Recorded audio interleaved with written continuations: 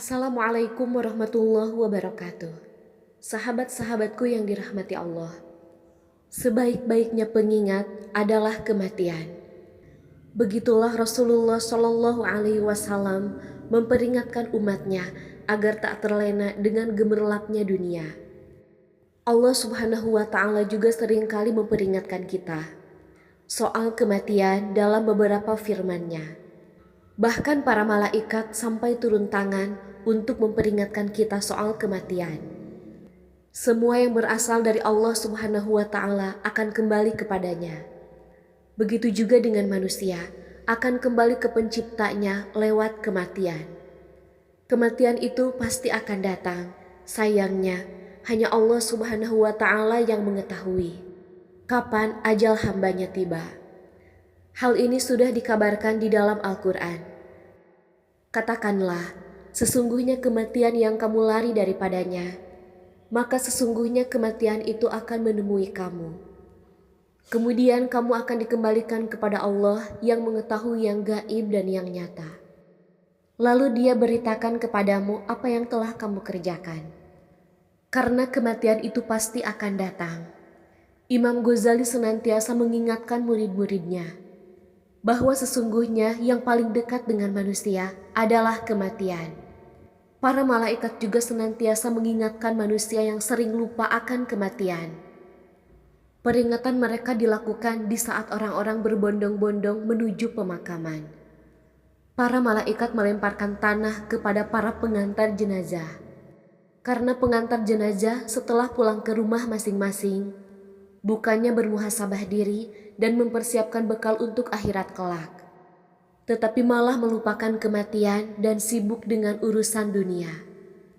Dalam kitab At-Tazkirah karya Imam Qurtubi, Abu Khutbah Ibrahim bil Khutbah menjelaskan bahwa Anas bin Malik radhiyallahu anhu berkata kepada kami, Rasulullah Shallallahu Alaihi Wasallam bersabda, sesungguhnya orang yang mengantarkan jenazah benar-benar telah diawasi seorang malaikat. Mereka sedih dan gundah, sehingga bila jenazah telah mereka masukkan ke dalam kubur, maka mereka pulang kembali. Malaikat kemudian mengambil segenggam tanah dan melemparkannya sambil berkata, pulanglah ke rumah kalian, karena Allah telah melupakan kematian atas kalian, sehingga kalian melupakannya.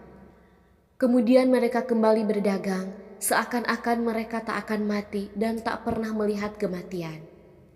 Sebenarnya malaikat maut juga sudah memberikan peringatan kepada manusia.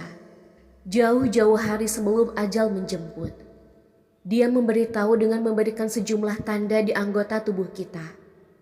Hal ini diungkapkan di era Nabi Yakub alaihi salam. Nabi Yakub adalah salah satu nabi yang dikenal bersahabat dengan malaikat maut. Saat malaikat maut datang, Nabi Yakub kerap kali bertanya soal kematian dan meminta kepada malaikat memberi tanda saat ajalnya akan tiba.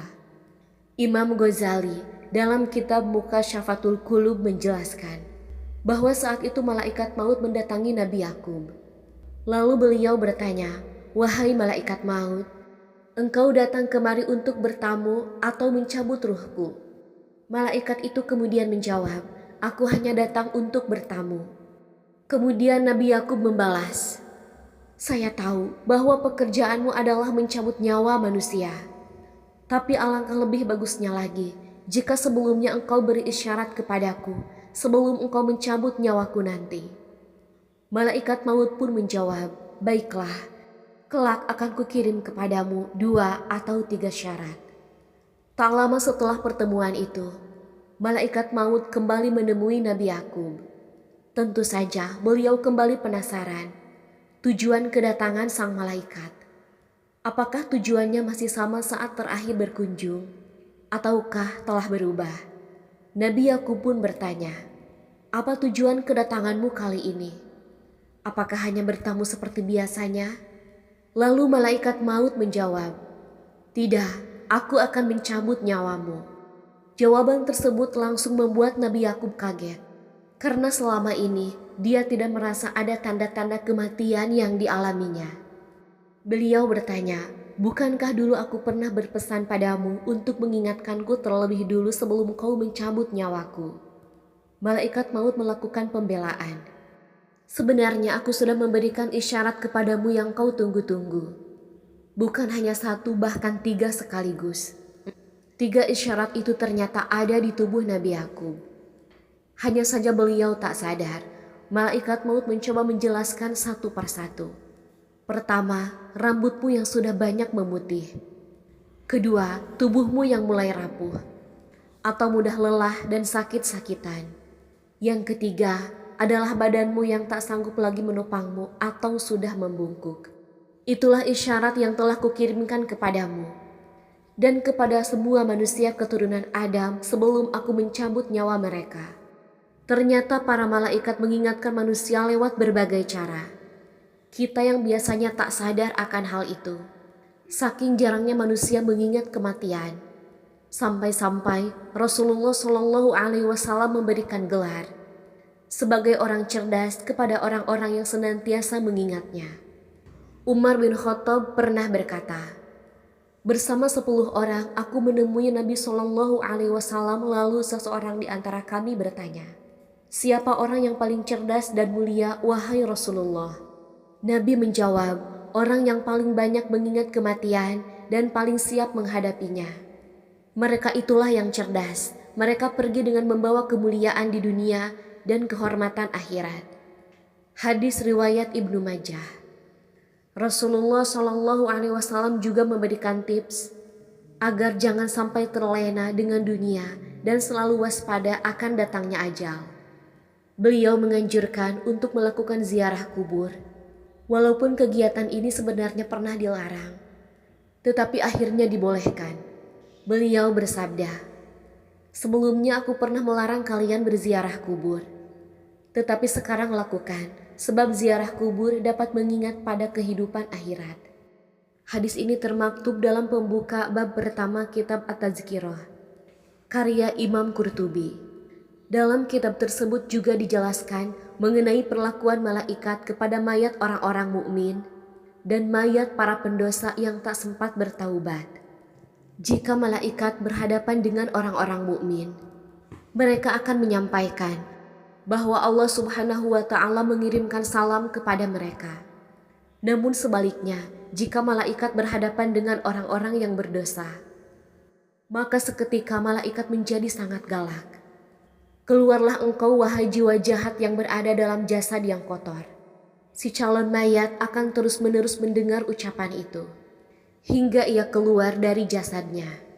Betapa menakutkannya mendengar kalimat-kalimat kasar di akhir hidup kita. Selain disambut dengan hadirnya malaikat, si calon mayat juga akan mendapat kabar buruk, bahwa ia akan mendapat azab atas dosa-dosa yang telah dilakukannya selama di dunia. Makanya mereka tak ingin segera bertemu dengan Allah Subhanahu wa Ta'ala. Begitu juga dengan Allah Subhanahu wa Ta'ala enggan bertemu dengan hamba-hambanya itu. Saat mencabut nyawa kedua jenis manusia itu, malaikat menampakkan rupa yang berbeda. Saat mencabut nyawa orang mukmin, malaikat akan muncul dengan wajah yang rupawan, dengan pakaian yang indah dan beraroma harum. Intinya, mereka akan datang dengan penampilan yang indah. Saat berbanding terbalik ketika mencabut nyawa para pendosa, mereka akan tampil sebagai manusia yang berkulit hitam. Kedua kakinya di bumi dan kepalanya di langit, dan setiap helai rambutnya mengandung nyala api. Kedua jenis tampilan malaikat ini pernah diperlihatkan kepada Nabi Ibrahim.